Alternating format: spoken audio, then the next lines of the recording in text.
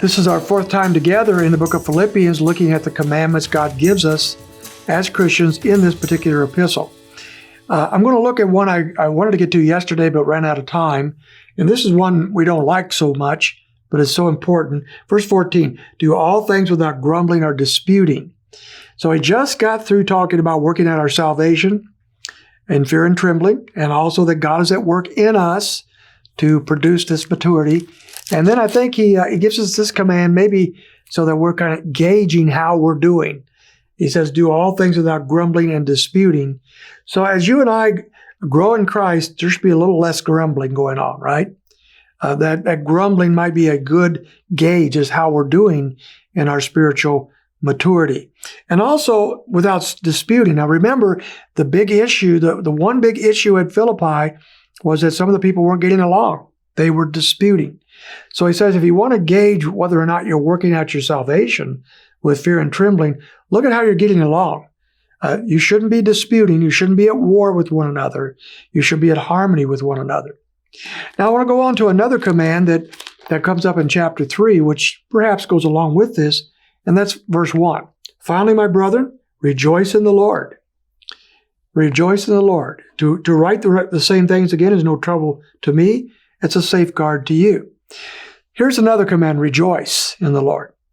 And you say, well, how can God command us to rejoice? How can God command us to have joy?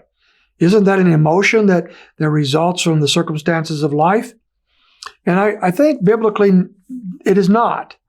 Happiness might be, I'm happy when my circumstances are good. If I'm healthy, if the weather's nice, if my finances are okay, if I'm getting along with people and so forth, then I'm happy. If things are not going my way and things are sour, then I might be gloomy and not so happy. So happiness, I think, is dependent upon circumstances. Biblically, joy is not so much. Maybe there's an overlap. Wouldn't say there's not. But joy seems to be something that is much deeper and can be in our lives even when things are not going well.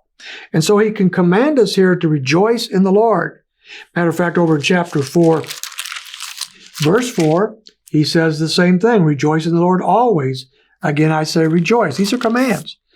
So you may never have thought about that. God commands us to be joyful. He commands us to rejoice, not in necessarily the circumstances of life, because sometimes the circumstances of life are very difficult.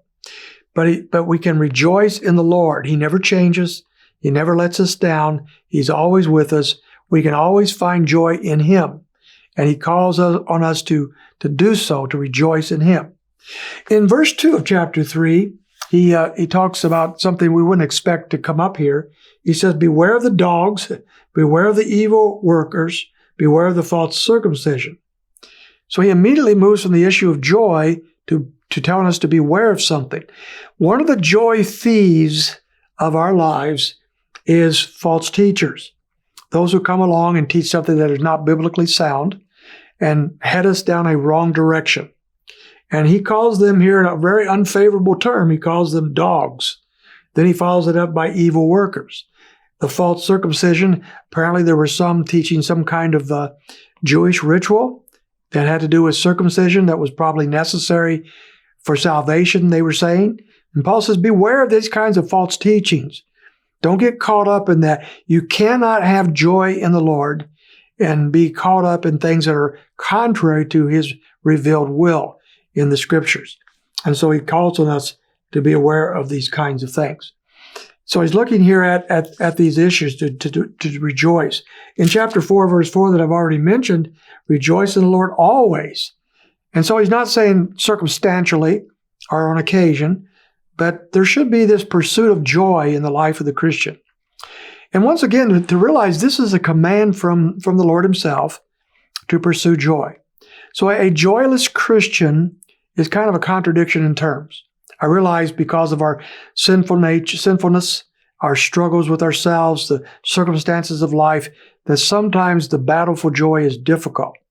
And yet, we can always rejoice in the Lord. Always. Because He never changes. And even in our darkest hours, we can find that great joy and peace in Him. If you don't believe that, sit down for a while, begin to read through the Psalms, and see how the psalmists face all sorts of circumstances, inwardly and outwardly, and yet found their solace and their joy in the Lord Himself. You and I can do the same.